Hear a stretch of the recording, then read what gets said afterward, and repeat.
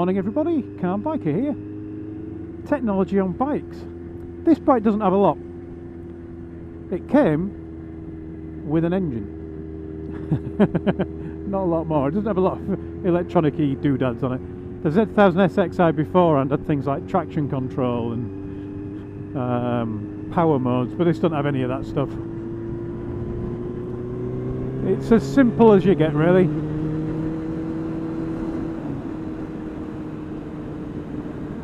But I've noticed recently that when I'm looking at the various motorcycle publications, either magazines or online stuff, visor down and rider apart, get them the right way. You don't want visor apart and rider down.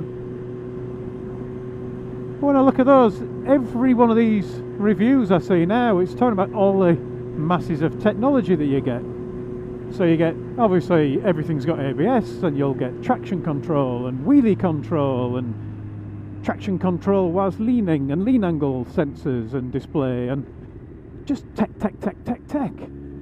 And instead of a bike now coming with a dial on it, or a very simple, God, that's a bumpy road, very simple dashboard, is that the right word? Like this one where you just got speedo and a rev counter basically, and a couple of other bits and pieces. I mean, I am spoiled by having a fuel meter thing. Fuel meter?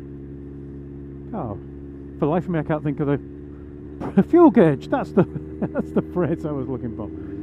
All these other bits and pieces just seem, well, they seem like two things to me. They seem like distractions. So you get the big TFT screen that's telling you everything under the sun. They seem like something that gets in the way of riding. Maybe some of them are a way of getting around problems with a ride. I know, watching Graham on his videos, he's done quite a few videos where he talks about his Africa Twin and all the masses of modes it has on it. You know, gravel mode, road mode, urban mode, sport mode, custom modes, and all of the different modes seem to have something in them that he doesn't like. He's starting to play with his custom mode now, but maybe it's an easy way for the manufacturers to get around a bike not being quite right anywhere. They can, you know, they can get you to fiddle with it and change it for where you go. I don't know. But all that kind of stuff, I suppose, is fair enough. Wheelie control, really? I mean, how often is it a problem that you accidentally wheelie? And then all of the other stuff, lean angle sensors, all that kind of stuff. On a track, I can understand it. So if it's an R1 or a R1M or whatever you call it, that's very much a track-focused bike, well, that kind of makes sense, I suppose, if you're taking it on the track. But for bikes that are for the road, it just seems overkill. But the worst thing about it for me, I think, is that some of these technologies are mandated. That was a bit of diesel on the road. Some of these technologies are mandated and have been pushing the price of bikes up. ABS £500, you know, traction control's probably next, that'll be another £500 or so.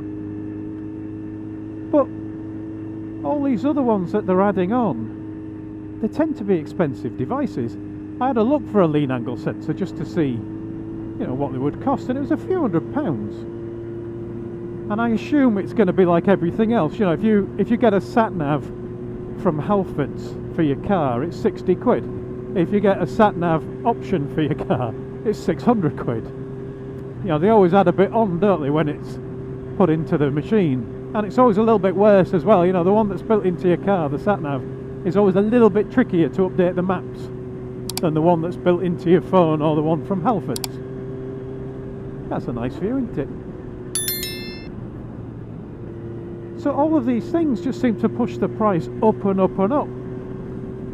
And where this bike, which I thought was quite an expensive bike when I bought it, was about £9,500 as a sticker price, you're now seeing bikes at £15,000 and £20,000. And a lot of it is because of the excessive amount of gadgetry that's being added, in my humble opinion. I won't buy a bike for £20,000, not until inflation has pushed the the value of the pound to half what it is now. It's insane. My car was £6,000. You know, come on. So it just seems like we're adding more and more, well, not we, the manufacturers are adding more and more to these machines and pushing them to the point where they're not just a little fun machine that you can jump on, they're now a serious, expensive bit of technological kit that's probably pushing them out of the price range of a lot of people.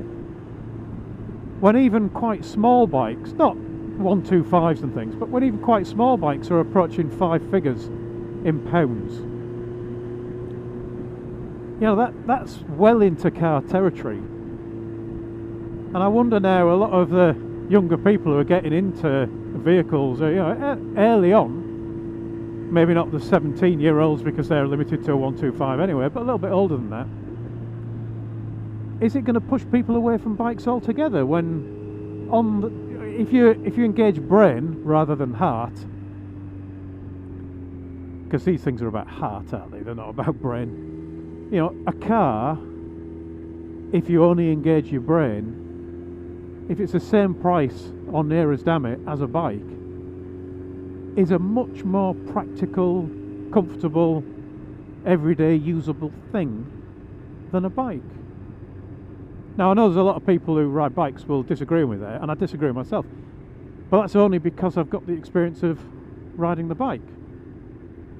And up until that point, maybe I'd have just gone for the car instead, if the prices are equivalent. What do you think? Am I missing something completely? Does adding several £1,000s worth of electronics to a bike actually make it several £1,000s better? Or is it just really for bragging rights to say, you know, for Yamaha to say, well, we've added this thing to our bike, and Kawasaki to say, well, in that case we're adding this thing? Are these just devices that aren't really necessary? I kind of got quite excited when the H2R came along, and then they had the H2SX and then the ZH2, and that was just the the child in me getting excited, a supercharged bike. But then you're into, you know, tens of thousands of pounds to buy them, and I just can't justify it. I can't imagine you get that much extra fun out of a bike because it's got all these extra gizmos.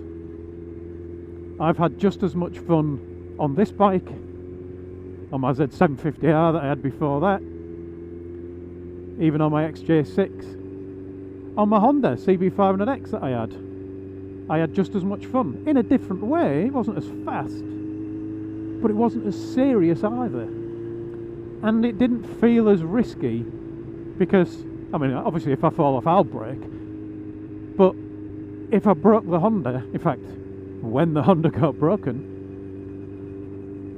it kind of, my kind of reaction to it was, at least it wasn't this one. Because if it had been the Z1000, it would have been such a bigger bill. You know? I don't know. So there you go, there's my theory. Too much technology makes bikes too expensive, and you can have just as much fun on a 20-year-old £1,500, let's say, Blackbird, because I've ridden one of them and had great fun on a Blackbird, as you can on a £20,000 R1M. It just might be a different type of fun. What do you reckon? Let me know in them there comments. Thanks for watching, everyone. Ride safe, and I'll talk to you all again soon.